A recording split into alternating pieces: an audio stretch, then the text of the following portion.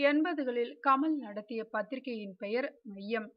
அதே பெயரில் சில வருடங்களுக்கு முன் இணையதளம் தொடங்கும் முயற்சியில் ஈடுபட்டு வந்த கமல்ஹாசன் பிறகு அந்த முயற்சியை கைவிட்டார்.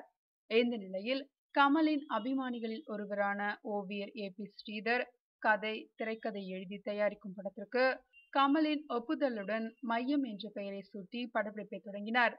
இயக்குனர் கே. பாலச்சந்தரின் நல்லாசியுடன் தொடங்கப்பட்ட புரொடக்ஷனில் முதல் படைப்பான மையம் திரைப்படம் விரைவில் வெளியாக தயாராகிவிட்ட நிலையில் சில தினங்களுக்கு முன் அப்படத்தின் ட்ரெய்லரை கமல்ஹாசன் வெளியிட்டார். கமல்ஹாசன் வெளியிட்ட மையம் படத்தின் ட்ரெய்லரை பெற்றுக்கொண்டவர் கமலின் தற்போதைய துணைவியான நடிகை கௌதமி. மையம் படத்தின் கதை, திரைக்கதையை எழுதி தயாரித்துள்ள ஓவியர் ஏ.பி. ஸ்ரீதர் மட்டுமே அனுபவசாலி.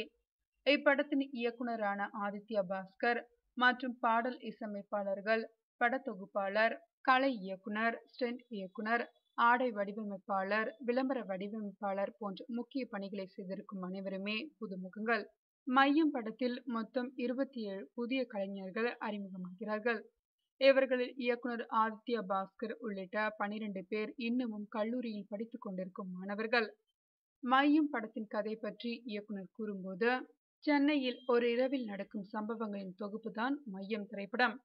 ஒரு கடப்பாரை, 3 ஏடிஎம் கார்டு, ஒரு ஃபுல் பாட்டில், ஒரு லெக் பீஸ், 3 வாட்டர் பாக்கெட், 4 ஆண்கள், 3 பெண்கள், இவர்களை சுற்றி பின்னப்பட்ட காதல், நகைச்சுவை, திகில் உணர்வுகளின் கலவையாக மையம் உருவாக்கியிருக்கிறோம். திரைப்படத்தின் சிறப்பம்சம் ஒரு இரவில் 2 அறைகளில் நடக்கும் சம்பவங்களே அடுத்து என்ன நடக்கும் என்று யூகிக்க முடியாதபடி விறுவிறுப்பாக அமைத்திருப்பது.